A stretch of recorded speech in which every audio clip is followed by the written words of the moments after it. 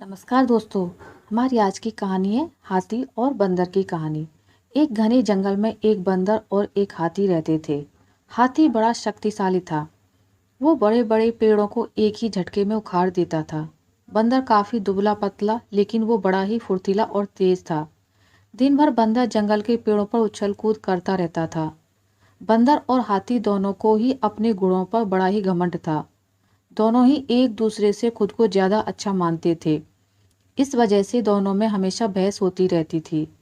उसी जंगल में एक उल्लू भी रहता था जो अक्सर बंदर और हाथी की हरकतें देखता था।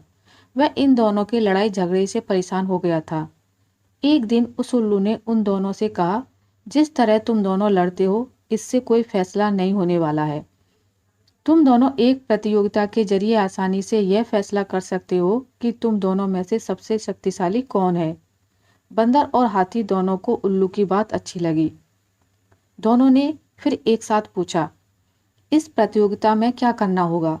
उल्लू ने कहा, इस जंगल को पार करने पर एक दूसरा जंगल आता है, जहाँ पर एक काफी पुराना पेड़ है, जिस पर एक सोने का फल लगा हुआ है। तुम दोनों में से उस सोने के फल को जो पहले लाएगा, उसे ही इस प्रतियोगिता का विजेता बनाया जाएगा और असल मायनों में सबसे शक्तिशाली कहलाएगा। उल्लू की बात सुनते ही बंदर और हाथी बिना कुछ सोचे समझे दूसरे जंगल की तरफ निकले। बंदर ने अपनी फुर्ती दिखानी शुरू की। वह एक ही छलांग में एक पेड़ से दूसरे पेड़ तक पहुंच जाता। वहीं हाथी तेजी से दौड़ने लगा और रास्ते में आने वाली हर चीज को अपनी मजबूत सूंड से उखाड़ फेंकता। थोड़ी ही देर में हाथी और बंदर उस जंगल से बाहर निकल गए। इस जंगल से दूसरे जंगल के बीच में रास्ते में एक नदी बहती थी। उसे पार करने के बाद ही दूसरे जंगल में पहुंचा जा सकता था। बंदर ने फिर से अपनी फुर्ती दिखाई और झट से वह नदी में कूद गया। लेकिन पानी की लहर काफी तेज थी, तो बंदर नदी में बहने लगा। बंदर को नदी में बहते हुए देखकर हाथी ने तुरंत अपनी सूंड से उसे पकड़कर पानी के बाहर निकाल दिया। हाथी के इस व्यवहार को देखकर बंदर काफी हैरान हुआ। उसने विनम्र होकर हाथी को अपनी जान बचाने के लिए धन्यवाद कहा और अपनी हार मानते हुए हाथी को ही आगे का सफर तय करने के लिए कहा। बंदर की इस बात को सुनकर हाथी ने कहा, मैं नदी पार कर सकता हूँ, तुम भी मेरी पीठ पर बैठकर इसे पार कर लो।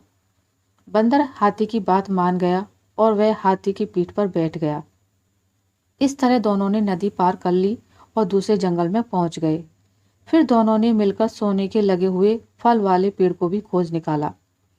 सबसे पहले हाथी ने अपनी सूंड से उस पेड़ को गिराना चाहा, लेकिन वह पेड़ काफी मजबूत था। हाथी के प्रहार से वो पेड़ नहीं उखड़ा। फिर हाथी ने निराश होकर कहा, मैं अब यह फल नहीं तोड़ सकता हूँ। बंदर बोला, चलो मैं भी एक बार कोशिश करके देखता हूँ। बंदर फुर्ती से उस पेड़ पर चढ़ने लगा और उस डाली पर पहुंच गया जहाँ पर सोने का फल लगा हुआ था। उसने वह फल तोड़ लिया और पेड़ के नीचे उतर गया। इसके बाद दोनों वापस नदी पार करके अपने जंगल लौट गए और उल्लू को वह सोने का फल दे दिया। फल पाने के बाद उल्लू जैसे ही इस प्रतियोगिता के विजेता का नाम बोलने वाला था, वैसे ही बंदर और हाथी ने मिलकर उसको रोक दिया। दोनों ने एक साथ कहा, उल्लू दादा, अब हमें विजेता का नाम जानने की आवश्यकता नहीं है। इस प्रतियोगिता को हम दोनों ने मिलकर पूरा किया है। हमें यह समझ में आ गया है कि हर किसी का गुण अपने आप में अलग और ख़ास होता है।